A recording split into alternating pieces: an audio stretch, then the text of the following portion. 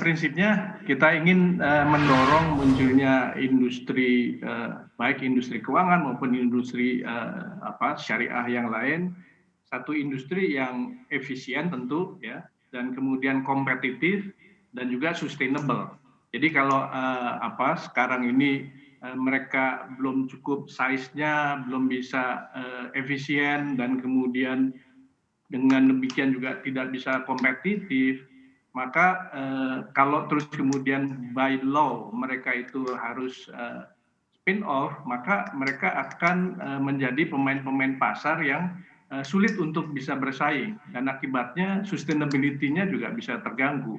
Nah, sedangkan di sisi yang lain kita lihat bahwa banyak juga UUS yang tetap UUS ya, dan kemudian bisa tumbuh dengan baik, efisien, bisa kompetitif, dan kemudian menggunakan balance sheet induknya untuk bisa bertumbuh. Dan tentu ini juga satu hal yang kita perhatikan, apakah itu di perbankan, apakah itu di industri asuransi, kita terus berdiskusi dengan asosiasi, baik asosiasi asuransi syariah, asosiasi perbankan syariah Indonesia, juga dengan OJK, bahwa ini bagaimana nih, jangan sampai akibat dari kewajiban ini muncul satu industri yang tadi tidak efisien, kurang kompetitif, dan akhirnya tidak sustainable.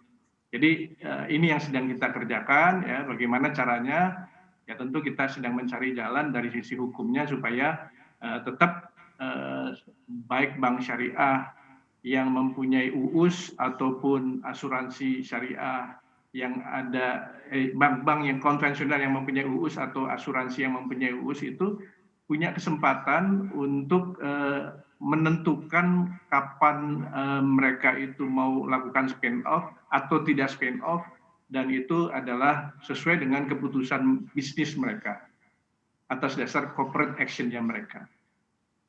Pak Fensyah, artinya untuk UUS lembaga syariah non-bank ini masih dalam proses diskusi begitu ya? Artinya KNEKS belum menyimpulkan rekomendasi apa yang disarankan?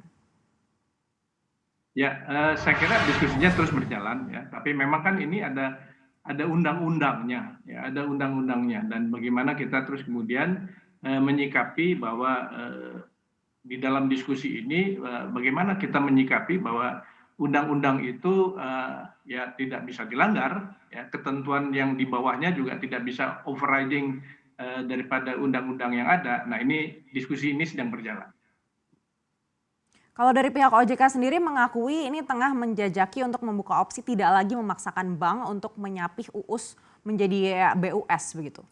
Tanggapan KNEKS seperti apa? Saya kira betul. Saya kira memang di dalam hal ini yang pihak berkompeten adalah regulator tentu ya. Regulator yang akan menentukan apa nanti langkahnya, tapi tentu kita membantu regulator karena OJK juga adalah anggota daripada Komite Nasional Ekonomi Keuangan Syariah, sehingga kita bekerja sama dengan OJK mencari titik temu ya, supaya tadi ekosistemnya terbangun, industri yang terbangun, industri keuangan syariah yang terbangun juga industri yang kuat, yang efisien dan kompetitif.